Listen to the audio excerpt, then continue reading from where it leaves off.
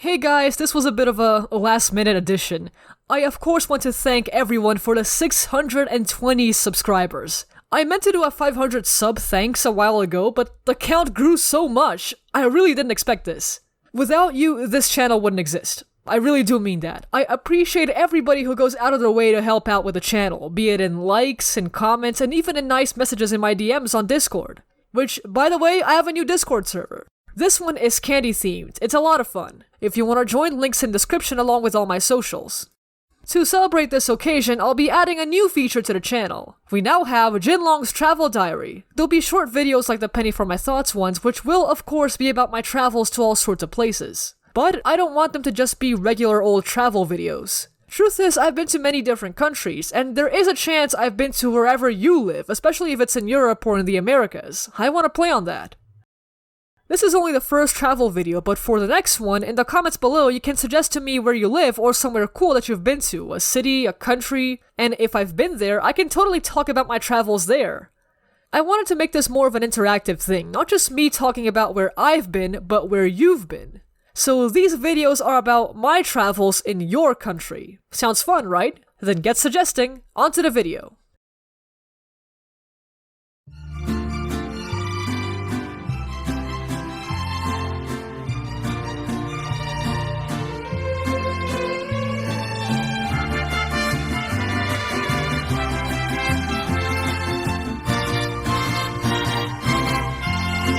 Orale! This video's subject will be Mexico. I lived there for about 3 years and left when I was around 6 years old. However, I still have a lot of memories from the place and it especially impacted my parents a lot. Though I was really young, I was older than I was when I lived in Rio, so I have more memories of my own. Definitely one of my favorite places to go when my brother and I were little was the ancient Aztec city of Teotihuacan. It's a top tourist spot in Mexico City, but it's a lot of fun to explore. You'll find the famous pyramids, with the Sun Pyramid being the largest one. The climb is arduous, but the view from the top is awesome. Make sure you got strong knees to visit this place, you'll be getting exercise. It's a very valuable archaeological site and provides a lot of insight into Aztec culture that researchers are still discovering to this day. The Quetzalcoatl temple can also be found here. As I am part Quetzalcoatl, it makes me feel regal. By the way, Quetzalcoatl is a feathered serpent from Aztec mythology, if you didn't know.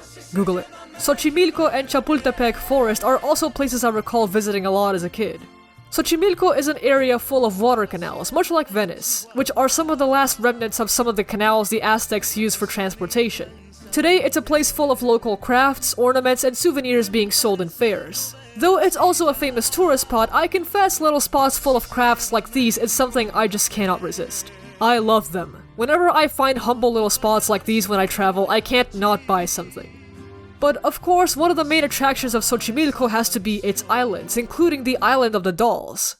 I don't remember all the details, but to my knowledge there was this guy named Santana and he owned some land.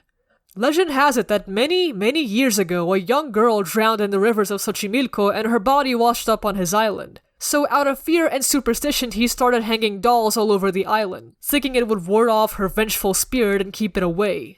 Why dolls? Beats me, but it makes for a very creepy scenery. Nowadays, many tourists bring their own dolls to hang around the island.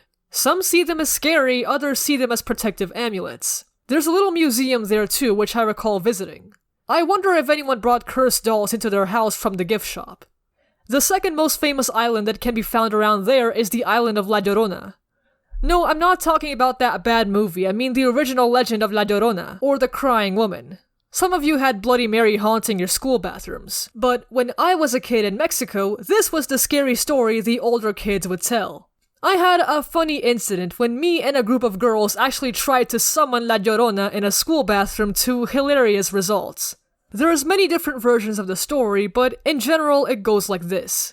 There was this woman who, depending on the events on each version, is driven to madness and ends up drowning her kids in the river. However, she comes to her senses and regrets it soon after. Driven by grief, she continues to search for them, calling out for them even decades after her death.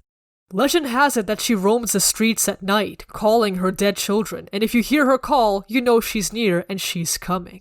¿Dónde están mis hijos? ¡Ay, mis hijos! ¿Dónde están mis hijos? Sorry for that, it's not Halloween anymore. But of course, my favorite memory from Mexico has to be the Dia de los Muertos, which happens to be today. If you've seen Book of Life or Coco, you'll likely have some idea of what it is. The most famous festival in Mexico and by far biggest tourist attraction. The largest celebrations and Day of the Dead parades take place in Oaxaca and Michoacan, though the party happens all over the country.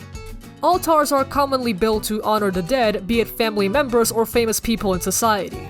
Ofrendas, offerings of food or other objects, are placed on the altar in the belief that the dead will eat them when they come visit the world of the living for one night.